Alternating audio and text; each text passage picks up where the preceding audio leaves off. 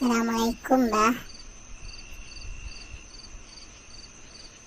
Waalaikumsalam. Siapa ya? Saya, Mbah, yang waktu itu pernah datang ke sini. Oh iya, ada perlu apa lagi? Begini, Mbah, saya kan tidak jadi pengarisan sama pesugihannya. Tapi, bagaimana dengan hutang-hutang saya, Mbah? Dan jualan saya yang sepi, Mbah. Saya minta solusinya. Apakah ada gitu pesugihan yang halal? Mana ada pesugihan yang halal? Soalnya kan pesugihan berkesan negatif. Terus, ada tidak, Mbah, solusi yang lain? Pastinya ada. Eh, eh, eh, eh. Bahkan jadi dukun cuma kedok saja. Wah, mantap nih, Mbah. Bagaimana caranya? Caranya ya meminta kepada Tuhan dengan tata cara yang benar.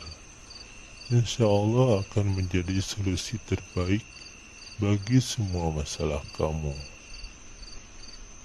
Tapi, kata orang lain itu tidak bisa instan, Mbah. Bukannya begitu, tetapi solusinya mungkin akan seperti kejadian yang alami. Contohnya, jika kamu punya hutang yang sudah tenggat waktu, mungkin si penagih hutang akan memberi kelonggaran waktu, atau mungkin kejadian-kejadian alami lainnya yang bisa membantu kamu menyelesaikan masalah.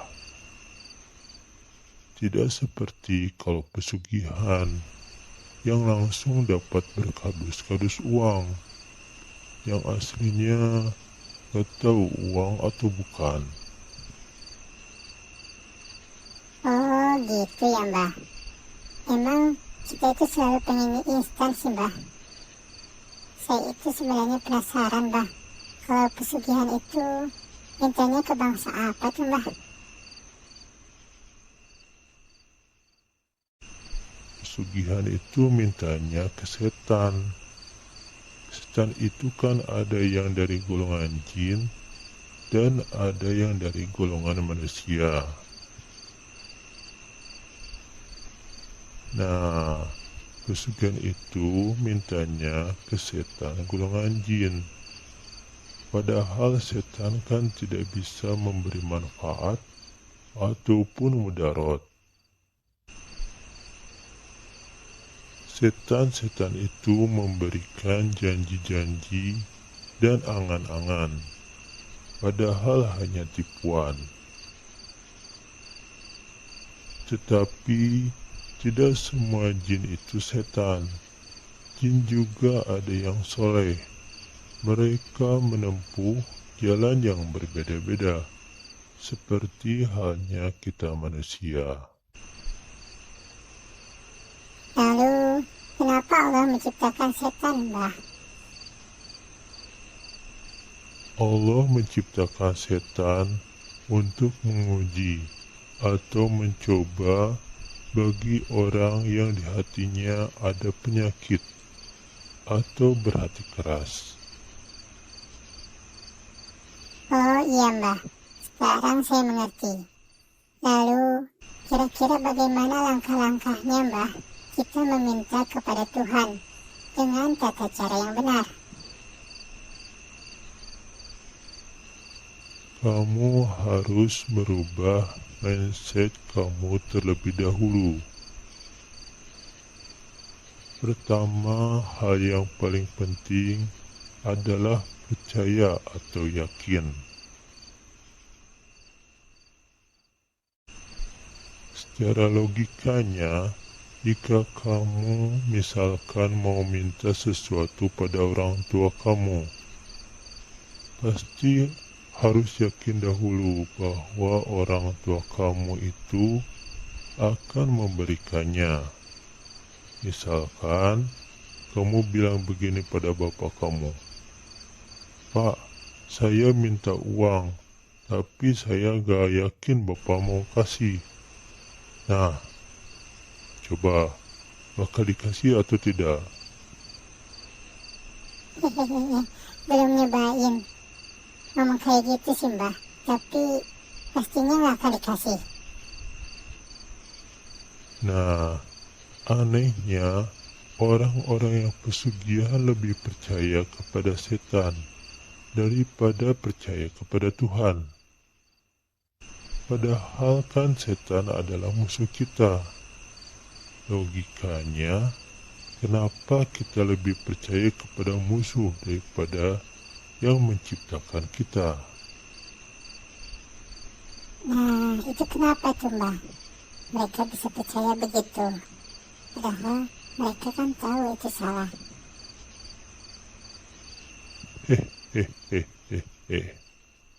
Keyakinan merupakan produk otak. Seseorang mengamati atau mendengar peristiwa-peristiwa di sekelilingnya, menyimpulkan penyebab peristiwa-peristiwa tersebut, dan membentuk keyakinan tentang peristiwa-peristiwa tersebut. Jika informasi yang didengar merupakan informasi yang berguna, maka akan mudah dan cepat meyakininya. Cara pandang kita biasanya mencocokkan informasi baru dengan informasi sebelumnya yang tersimpan dalam memori sebagai bukti kebenaran, yang nantinya keyakinan tersebut berhubungan dengan emosi secara sadar ataupun tidak sadar, di mana hal tersebut berhubungan dengan bagian otak yang melakukan pemrosesan tinggi. Itulah sebabnya jika ada yang menyinggung keyakinan kita, maka kita akan merasa terancam. Apakah yakin kepada Tuhan itu seperti itu Mbah? Sepertinya lebih dari itu. Orang yang yakin terhadap Allah dinamakan dengan orang beriman. Dan ada tanda khusus jika orang tersebut sudah beriman, yaitu hati akan bergetar jika disebut nama Allah, dan akan tambah yakin jika dibacakan ayat-ayatnya. Sebenarnya mungkin bukan hati ya, tetapi jantung. Soalnya suka kebalik antara hati dengan jantung, padahal kedua-duanya berbeda. Kenapa harus jantung ya Mbah? Jantung adalah sumber energi elektromagnetik paling kuat di dalam tubuh manusia dan dapat memancarkan medan elektromagnetik terbesar di antara organ-organ tubuh manapun, bahkan lebih besar dari otak. Medan magnet jantung tidak hanya menyelimuti setiap sel tubuh, namun juga meluas ke segala arah hingga ke ruang sekitar kita. Medan magnet jantung dapat diukur beberapa meter dari tubuh dengan magnetometer yang sensitif.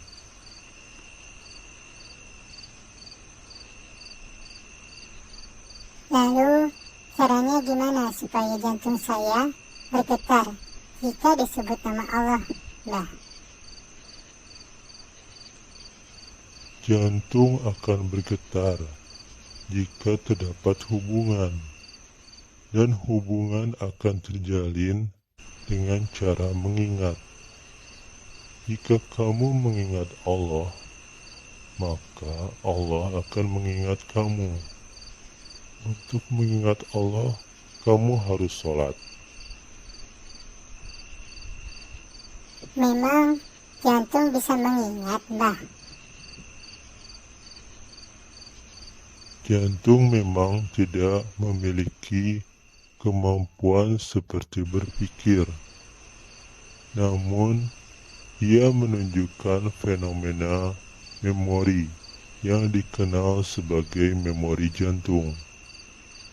Selain itu, tahapan perkembangan jantung meninggalkan dampak jangka panjang pada struktur dan fungsinya, mirip dengan bentuk memori. Meskipun jantung tidak berpikir dalam pengertian tradisional, jantung menunjukkan ingatan melalui proses fisiologis dan pengaruh perkembangan. Jantung selain dapat mengingat juga dapat merasakan, belajar, dan terus berkomunikasi dengan otak. Saat kita dengan sengaja menikmati emosi positif seperti kepedulian, kasih sayang, dan penghargaan, jantung memproses pengalaman ini, dan ritme jantung menjadi lebih lancar dan harmonis. Lalu, apalagi caranya supaya saya benar-benar beriman kepada Allah, Mbah? Jika sholat merupakan sarana vertikal untuk mendekatkan diri dan terhubung dengan Tuhan, terdapat sarana horizontal untuk mendekatkan diri dan terhubung dengan sesama manusia, yaitu dengan cara menginfakkan sebagian rezeki. Apakah dengan menginfakkan sebagian rezeki juga bisa membuat jantung kita bergetar, Mbah? Infak merupakan sikap kepedulian terhadap sesama manusia. Infak yang diiringi dengan niat tulus dan merasakan apa yang dirasakan orang lain atau empati merupakan hal penting yang memungkinkan kita terhubung atau mempererat hubungan dengan sesama manusia, sehingga akan menghasilkan getaran hati. Wah, kok Simba ini tahu yang kayak begitu ya? Simba ini gini-gini juga kan suka belajar. Kita lanjutkan ya. Kedua, berterima kasih atau bersyukur. Secara logikanya, bagaimana sikap orang tua kamu jika kamu diberi uang, tapi kamu tidak berterima kasih, malah menggerutu? Ya, pastinya mereka marah, Mbah. Bahkan mungkin tidak akan ngasih uang lagi. Nah, itu dia. Berterima kasihlah. Dan kalau mau lebih mantap, berterima kasihnya dengan memuji. Pastinya orang tuamu akan senang. Dan pastinya akan ngasih uang lagi. Dan mungkin ngasihnya lebih. Hehehe. Kalau berterima kasih kepada Tuhan, bagaimana caranya, Mbah? Ya, begitupun kita harus berterima kasih atau bersyukur kepada Tuhan atas nikmat yang telah diberikannya kepada kita selama ini, supaya kita diberi nikmat yang lebih. Dan kalau kita diberi kenikmatan oleh Tuhan, kita juga akan selalu memujinya dengan mengucapkan Alhamdulillah. Terus, bagaimana caranya mempraktikkan rasa bersyukur, Mbah? Bisa dengan cara menulis semua hal-hal yang positif yang telah diberikan oleh Tuhan kepadamu. Contohnya, kamu bersyukur udah punya rumah meskipun kecil. Nah, jangan tulis kecilnya, tetapi tulislah, terima kasih Tuhan, saya sudah diberikan rumah. Atau, jika belum punya rumah, bisa menuliskan hal-hal positif lainnya. Oh iya, Mbah. Kadang-kadang kita lupa bersyukur kepada Tuhan. Padahal banyak hal-hal yang sebenarnya harus kita syukuri.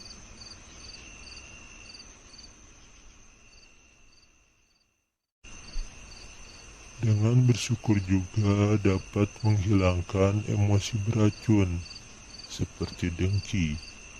Karena dengki dapat mengakibatkan depresi. Sehingga hilangnya rasa dengki, kamu dapat memperbaiki kesehatan mental kamu, sehingga kamu akan lebih bahagia. Lanjutkan, Mbah. Udah segitu dulu, lain kali aja datang ke sini lagi. Baik, Mbah. Makasih. Cukup sekian dulu. Itu cuma ilustrasi dialog antara seseorang yang ingin melakukan pesugihan dengan mbah kuncinya. Maaf ya jika ada pihak yang tersinggung. Soalnya itu cuma edukasi. Sebenarnya setiap masalah pasti ada solusi, dan pastinya solusi terbaik terdapat pada ayat-ayat di dalam Al-Quran. Wallahu a'lam bishawab. Konten ini hanya berbagi ilmu. Maaf jika dalam pembahasannya masih banyak kekurangan dan terdapat kesalahan. Terima kasih sudah menonton video ini. Semoga kita semua dalam keadaan sehat, jiwa dan raga, juga menjadi pribadi yang lebih baik. Referensi ada di deskripsi. Silahkan kalau ada yang menulis komentar, saran atau kritik. Wassalamualaikum warahmatullahi wabarakatuh.